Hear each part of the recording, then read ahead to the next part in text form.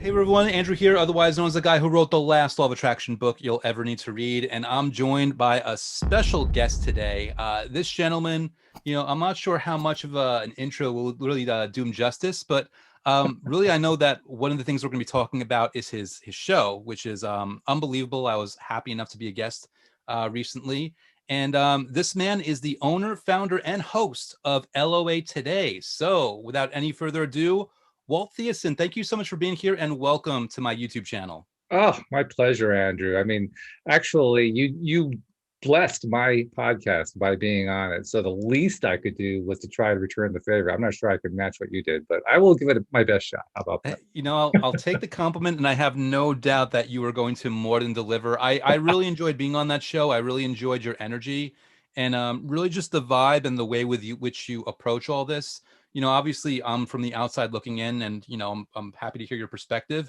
But the feeling that I get is that one of your motivations is just to make this content, to make these ideas accessible to people, so that they can leverage it in their own unique personal way and enjoy their lives more.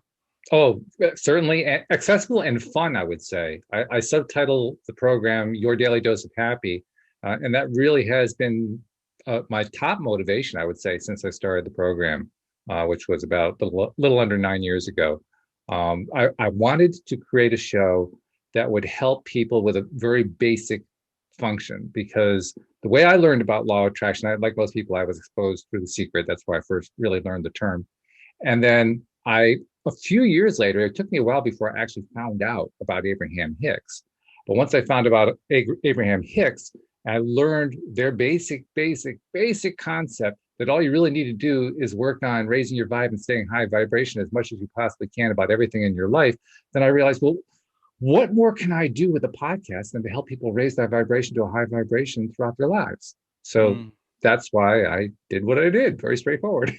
Well, 9 years running strong, you must be doing something right. And, I hear that kind of like simultaneously, you're making sure that you are keeping your vibe high by Oh, engaging in that. So bravo for you on that one. well, I'll tell you what, I started the show in 2012. Actually, it was on my 13th wedding anniversary. That's the way we started the show. And she kind of lost interest quickly, but I really wanted to keep going. And then it was just kind of intermittent as whatever interviews I could find to bring onto the show. And that got kind of tiring. You know what it's like to try when you're starting out from scratch, trying to get new interviews. It's a lot of work. I did it for a few months, kind of stopped for a while, and then picked it up again, doing it as a weekly, once a week with a co-host, a regular co-host. And that's what really started to click for me. And then about, what was it, 4 or 5 years ago, something like that, I decided it wasn't enough to do it once a week. So I wanted to do it once a day. In fact, Mm. I even started off doing it twice a day. I was a glutton for punishment. No, seriously, I was doing it because I got a rush every single time I did an episode. It's kind Mm. of like a drug addict or something, except that this one doesn't require 6 months of rehab afterward. It's just it just keeps you going, and you just want more. You want more, and you want more, and that's the way it's been ever since. I I mean, love that. I'm blessed. I have I have different co-hosts every single day. I have at least two co-hosts on every show, Monday through Friday, and it's like Cindy Chavez, who's one of my co-hosts, said in the show that we recorded yesterday. She said, Walt's the best coached man in America. And it's true because most of my co-hosts are life coaches. So I mean, what more could you ask for? I'm well coached. I get this really big high 5 days a week. How could I not keep doing it? I love it. Now, I'm going to back up a little bit here because you mentioned, you were first exposed to these ideas through The Secret, and then you discovered Abraham Right, Hicks. And I'm right. putting words in your mouth here, but that's where things clicked. I'm wondering, was there a specific thing that they said, or a specific experience that you went through that really drove this home for you and said, okay, this works, and I'm in resonance with this, and I'm going to move forward with it. I think I can honestly say I was kind of dragged kicking and screaming into the whole thing. And I Mm. say that because I was exposed to ideas about positive thinking and so forth dating back to the 1980s. I mean, I was one of the purchasers of the Tony Robbins programs back then. And I liked it. There was a lot of good stuff in it. The thing that was missing was the connecting pieces. It's like there were certain elements that just didn't quite make sense to me. And a lot of it seemed woo-woo, to use the term, and a lot of it seemed like, oh, well, let's just kind of make stuff up as we're going along. So I didn't have a complete buy-in to it. And then when I tried to apply it in my life, it didn't really work because I didn't really have the whole picture. So I kind of let it go. And then come 2007, now we're creeping up at that point on what we would all later come to know as the financial crisis, right? There's the huge banking crisis in 2008. Well, I actually foresaw the crisis. I was very much into monetary policy and so forth, so I knew it was coming. And that did absolutely nothing for my state of mind.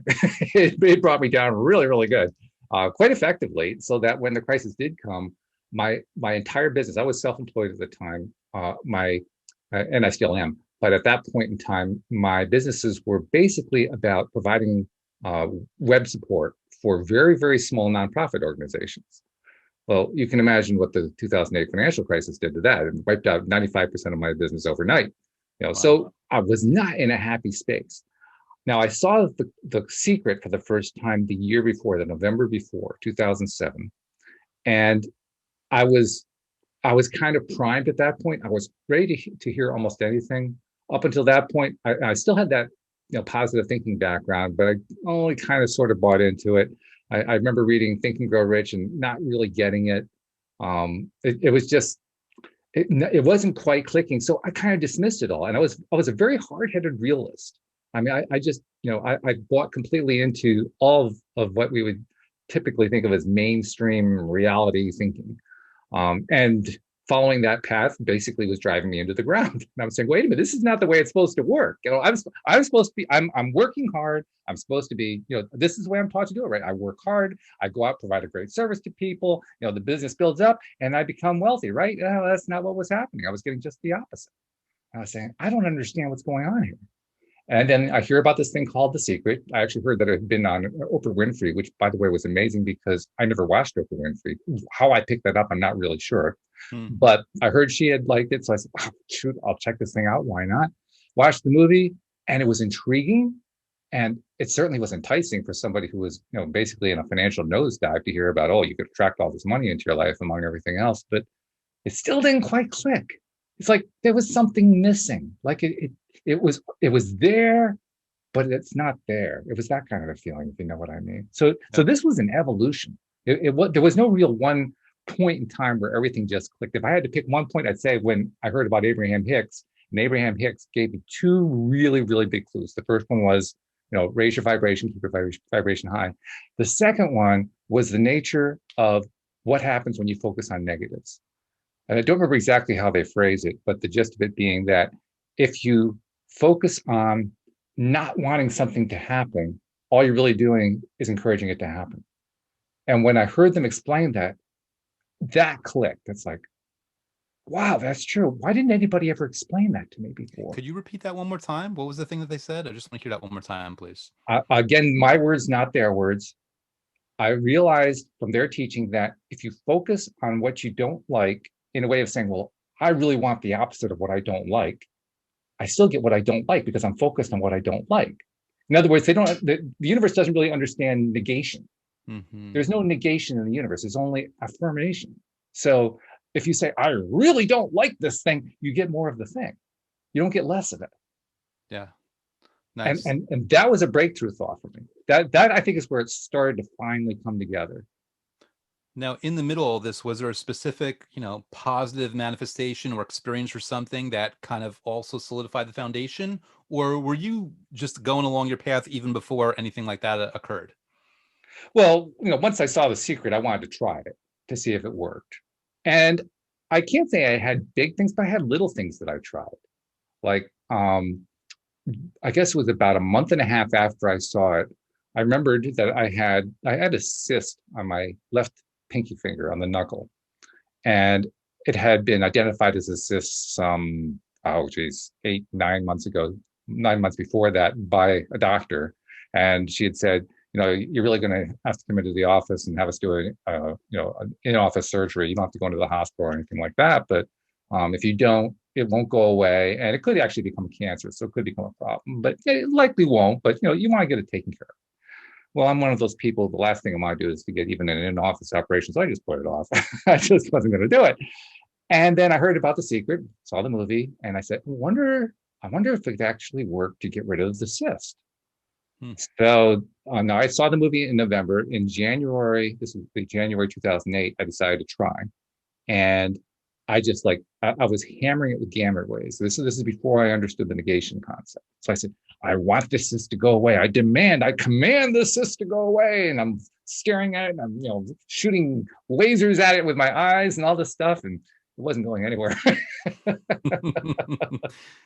And so I thought about it some more, and I said, I wonder if it's just, do I need to say it differently? And so I tried saying it differently, and now it didn't do anything either. And I remember hearing, I think I replayed the movie, and I saw something about how it said, visualize what you want. It almost got the negation concept, but not quite. And it said, actually imagine it the way you want it to be. I said, well, I mean, it's got a cyst. When I look at the finger, I see a cyst. How do I do that? And then I remembered, oh, I got another pinky finger on the other hand, and it doesn't have a cyst on it. What happens if I look at that finger and imagine my left finger looks exactly the same way in reverse? I thought that was an interesting experiment. Let's try that. So I tried that and really focused on it, and nothing was really happening. So I just kind of gave up. And then about 2 weeks later, I remembered to check my finger again. And I looked at my finger, and it was gone. Wow. And I said, oh, so what did I do? I was, because you tried a few things, right? Which one worked? It was the last one. Obviously, you and I would know that now. But at the time, I didn't know. I didn't know how I did that. All I know is that it somehow worked. And then eventually, I kind of drew the conclusion it must have been because of what I had imagined about how my right finger works. Yeah. So that was my first real successful experiment with it.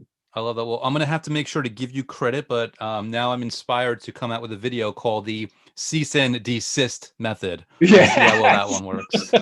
That's a good name for it. I like it. Yes. That's very intriguing. You're the first person that I've heard, it's like there's a part of your body where you want to do a change, but you have two of that body part, and you leverage that. I find that really, really interesting and really intriguing. And also I noticed that, I want to reaffirm for people watching, you did that, and then you took your tension away from it, whether it was intentional or unintentional, and you kind of let it resolve itself from that point. So, kudos to you for that, and thank you for sharing that story. I think that's really valuable. And yeah, I'm gonna have to because I'm silly like that. I'm a huge proponent, and this from our conversations, of sticking names on methods that just make them memorable enough that people will stick in their mind and try them. So I'm literally now gonna have to try to think of a cease and desist method that tries to incorporate that story in a good way. So we'll see how well I do with that. Excuse me. Got to turn off the phone there. Sorry about that. No worries. Moving on. So, you had that experience, and now things are rolling. Was it a smooth path from there, or were there any challenges to your belief system after you received that manifestation and after you had that kind of experience? Oh, there was nothing smooth about it. It was not a smooth path at all.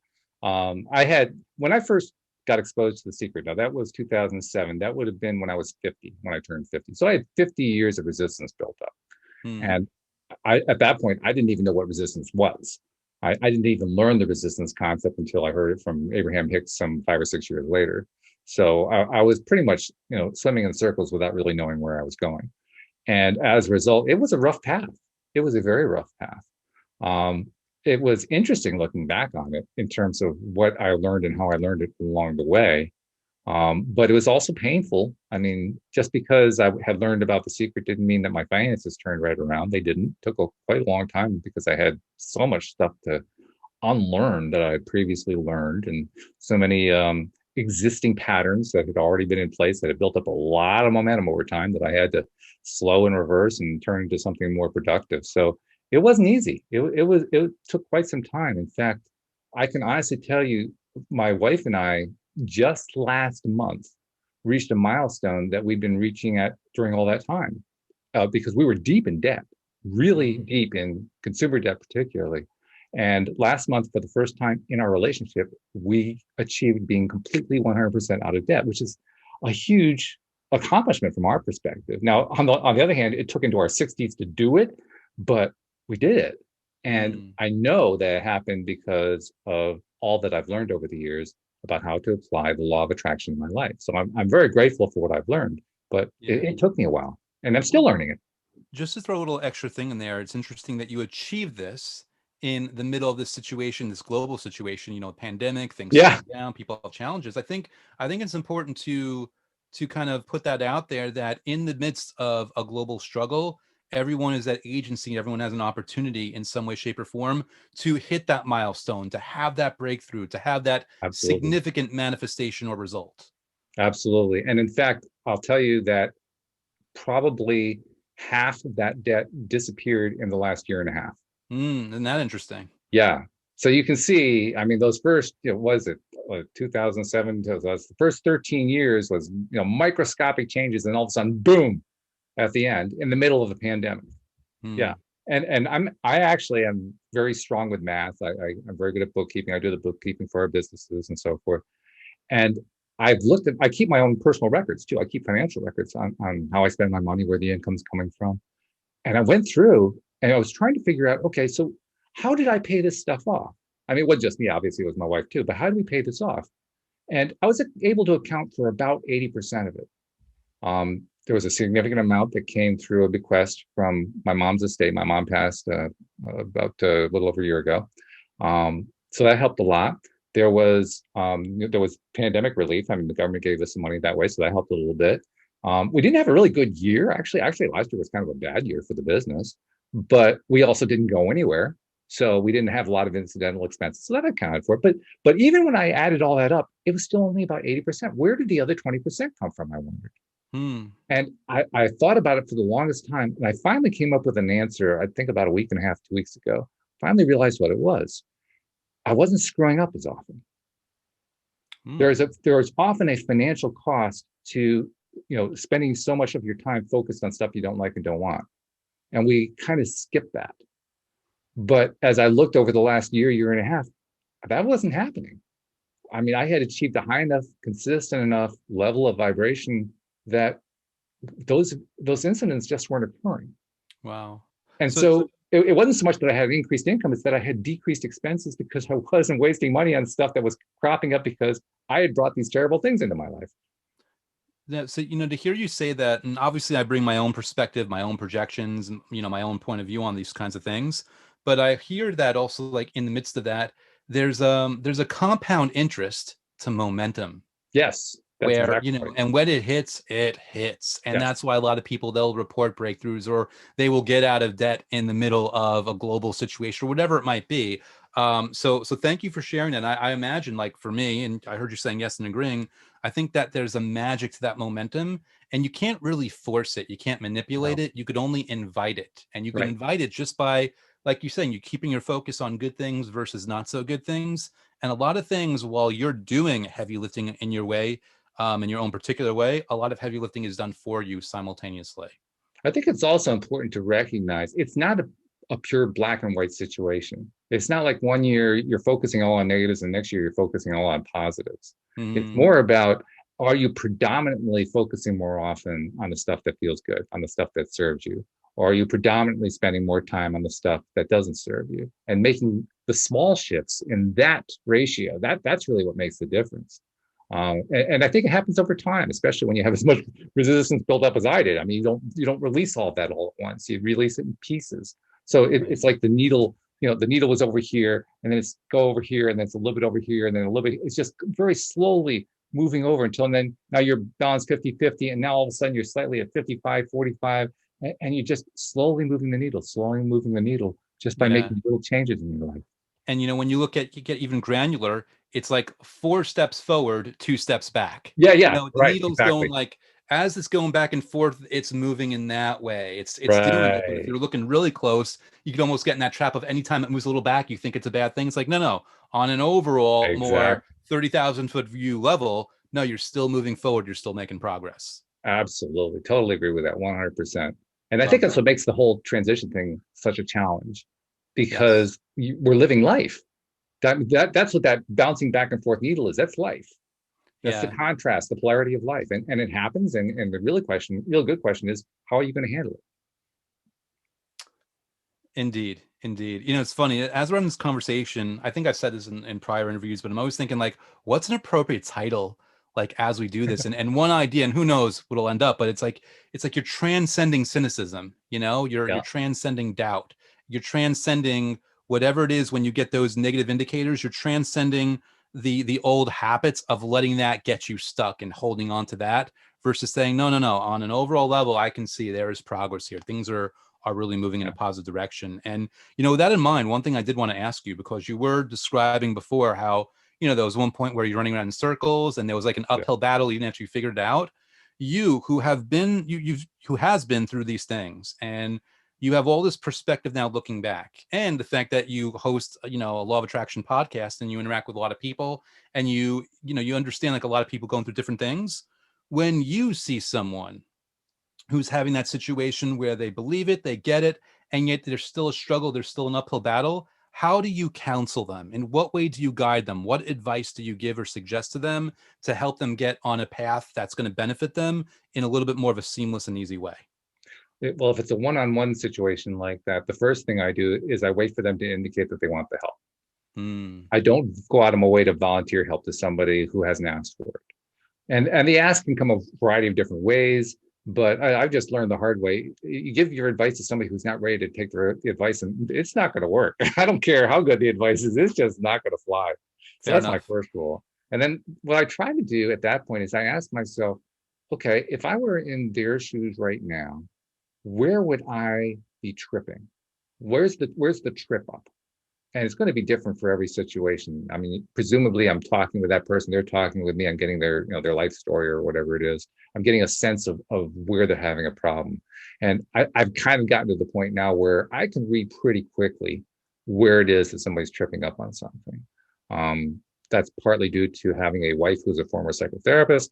That's partly due to having so many co-hosts who are life coaches and picking up all this great stuff over the years. I've become quite intuitive in terms of being able to pick that stuff up. But then once I've identified what that is, I'm fairly blunt about it. I mean, I'm not mean-spirited, but I'll just, if I see that somebody is consistently, complaining about their mom, I'll say, you really do realize you complain about your mom all the time, right? I'll just come right out with it. I won't try to beat around the bush. I won't try to inch my way into it. I'll just say, you complain about your mom all the time, right? And usually you get the reaction of, well, no, I don't really do that. Yeah. Or whatever it is, right? That story reminds me. I remember when my very first business, and I was just starting out, and to kind of date myself, this is like back in the AOL Instant Messenger days, and Yes, right. I'm on AOL Instant Messenger. I remember I was talking with a friend. I was telling him like how everything's going in the business, and he's like, "Dude, stop." And I want you to, he's like, scroll back up and read everything you just told me. And I scroll up and I look, and like, it's nothing but complaints. It's nothing but me telling him what's going wrong. And it's at Right. that point, he pointed me in this book.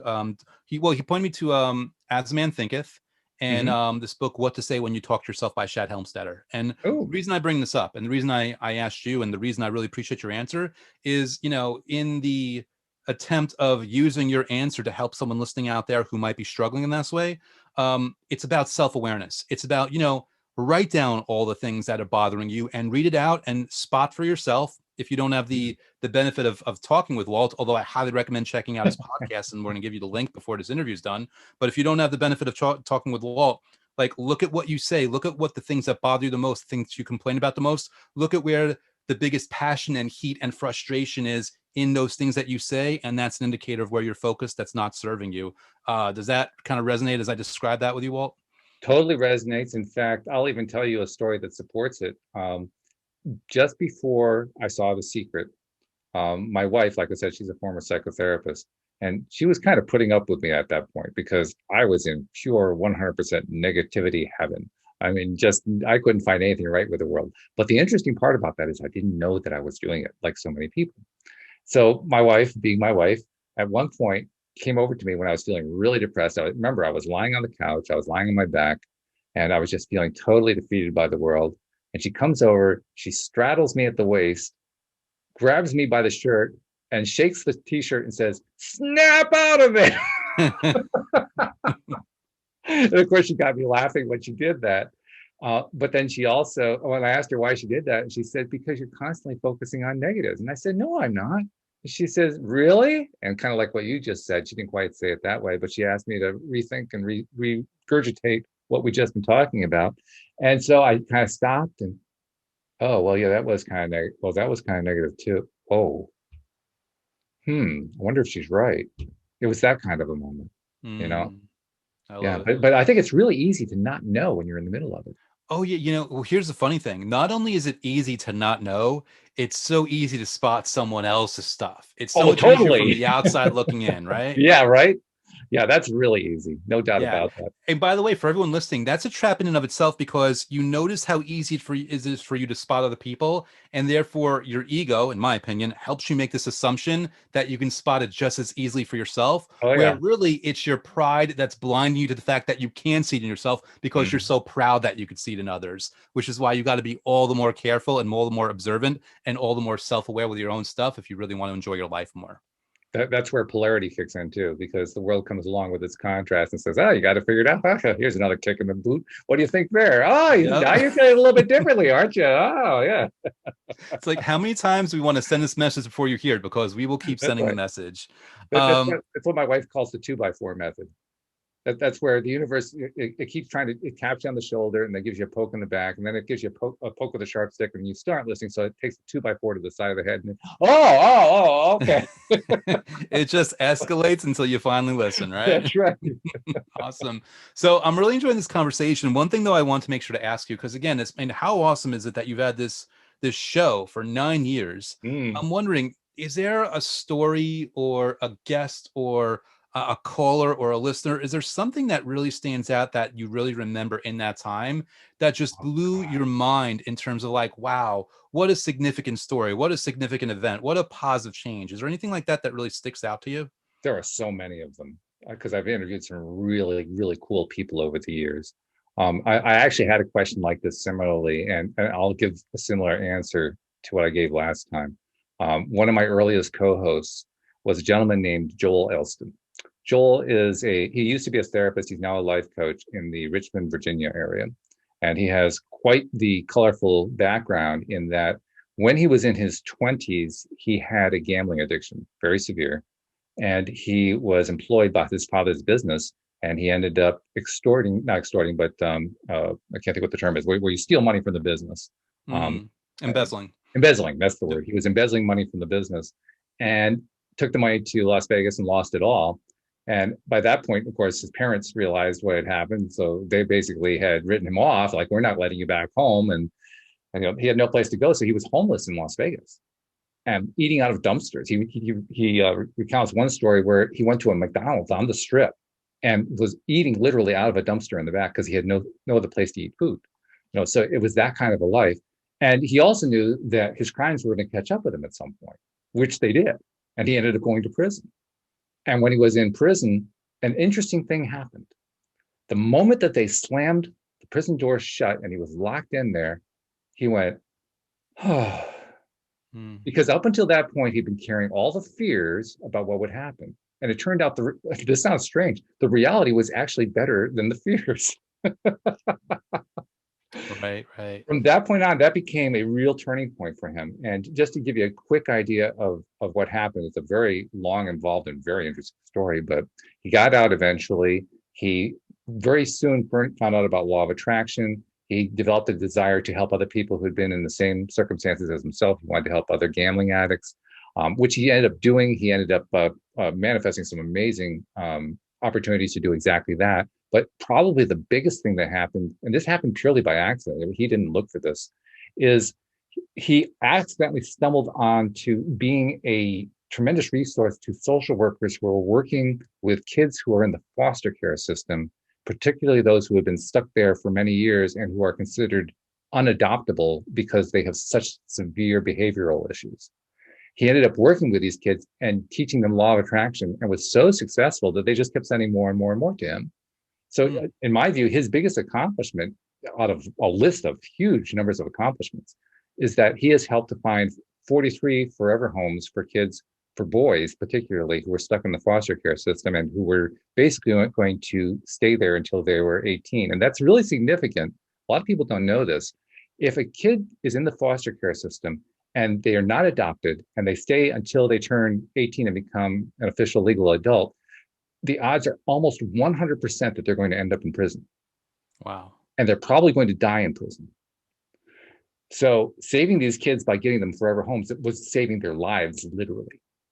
And it's one of the most amazing accomplishments this guy has ever made. And some of the stories that come out of it, oh my God, they just blew my mind, some of those stories. So in terms of what I learned from him, first of all, I learned the power of adversity and overcoming that adversity, the power of struggle. And secondly, I learned a whole lot about just how amazing kids are in their ability to overcome adversity at their level too, especially when you're a kid in a foster care system and you can't get out.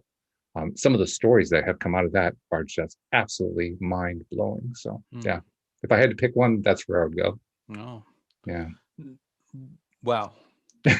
That's some example, I got to tell you. So you can see why I pick it. Yeah. Yeah. Wow. So, here we've gone down a lot of different roads here, and I'm really enjoying this conversation, and we're almost wrapping up, but I did want to ask before we wrapped up, is there something that we didn't really cover or touch on that you wanted to share, or that you often enjoy sharing, or you think just off the top of your head might be really valuable for my audience to hear right now? Oh, wow. I mean, we talk for hours on LOA Today every week. I do 5 hours a week, and I can't even get 1/20th in 5 hours. You want me to do it in 30 minutes? It's my version of adversity for you, right? That's right. Yeah. Oh, geez. And anything that kind of pops off the top of your head that you're inspired to share, if there's something that you wanted to make sure to impart to the audience. I think probably just the biggest lesson that I've learned in my own life, and that is it's just really important to find what feels good at all times.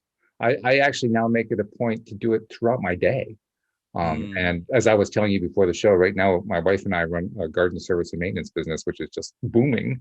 And we're in the midst of the busiest part of the season, but it's also quite stressful at times. And, there are many times in the day where I could just as easily go into a negative spiral really, really quickly. So I'm constantly taking my vibrational temperature, so to speak. How am I feeling right now? How am I feeling right now? And noticing when I'm starting to slip, and then taking a moment to do what it takes to get myself into that better place. Nice. I mean, Abraham calls that segment intending, which is a great term for it. But it's really just, noticing, paying attention, checking to see how am I doing, and then adjusting, adjust. And if you And I can do imagine, that, you're going to win. and this is like a muscle, you Yeah, use it and it gets stronger, you get more attuned, you get better, you get more adept, and it comes very easy, very fast when you're willing to lean in and care enough about to do it. exactly. Yeah. And a muscle is a great analogy because the more you work it, the more you build it, the stronger it Nice. becomes. Nice. Yeah. Now, obviously, we're talking about, like, LOA Today and just, about your history here. If people want to connect with you, or they want to listen to the show or watch the show, what is the best way for them to do so? Oh God, there are so many different ways. And I'm very proud to say that because there was a time where nobody could ever find me, but it's no longer the case. If you use any kind of podcast software at all, I guarantee you, all you have to do is use a little search mechanism, look for LOA Today, and it'll pop up. But if you don't use podcast software, but you still want to tune in, I created an app a few years ago that you can use to also listen to the episodes. It's not quite as good as some of the podcast apps that are out there, but it's quite sufficient. And you can get it for both the iPhone and for the Android. Just go to the App Store in Apple or to the Play Store on an Android and do a search for LOA Today, and it'll pop right up. Right. You can also check out our website, loatoday.net. You'll find every single episode we ever did there. We're closing in on 1,500 episodes. I can hardly believe that. Wow, that's Yeah, amazing. 1,500. I mean, I looked at it, I said, oh, geez, we've been doing this a while. I love that. That's really amazing. And what I'll do is I'll put loatoday.net in the description of the YouTube video, so people can very easily, at the very least, click on that to check that out. That is quite a catalog of content you've got there. That's amazing. It amazes me, I tell you. I mean, I started this thing and I look at it and I say, damn, I did pretty good. By the way, you have, also, sir. you go to loatoday.net. That's another way to get the app, by the way. You'll see a link there. If you click the link, it'll identify what kind of device you have, and it'll take you to the right place for your device. There's another way to get the app. Beautiful. Awesome. So last go away question here, kind of similar to the one before, but just because I'm curious, knowing what you know now, and having experienced what you've experienced now, if you could go back in time, and this could be 5 years, 10 years, this could be 25 years, it could be whatever you want, to any earlier version of yourself, and give that younger version of yourself any piece of advice, whether it's life advice, business advice, relationship advice, law of attraction advice, anything, what's the one piece of advice that you would want to impart to that earlier version of yourself? Learn to smile. Just learn to smile and do it more often. You don't have to understand the theory. You don't have to understand anything about vibration. You don't have to understand how important it is to be happy. If you smile more often, you're going to get there. Just learn to smile more. Wow. Well, that answer made me smile. So it's awesome. And I got to say, Walt, I really appreciate you coming on today. I appreciate you sharing your insight and your wisdom. And, I often tell people when I share stuff like this, I mean, this doesn't have to be hard, but I'm sure your wisdom has been hard fought. And I would recommend people really, just pay close attention and see what they can do about incorporating your words of wisdom into their lives, especially even that last little piece, that golden nugget you just gave about learning to smile. So thank you so much for coming on and just sharing your gifts. And also thank you for having such an awesome, consistent show yourself.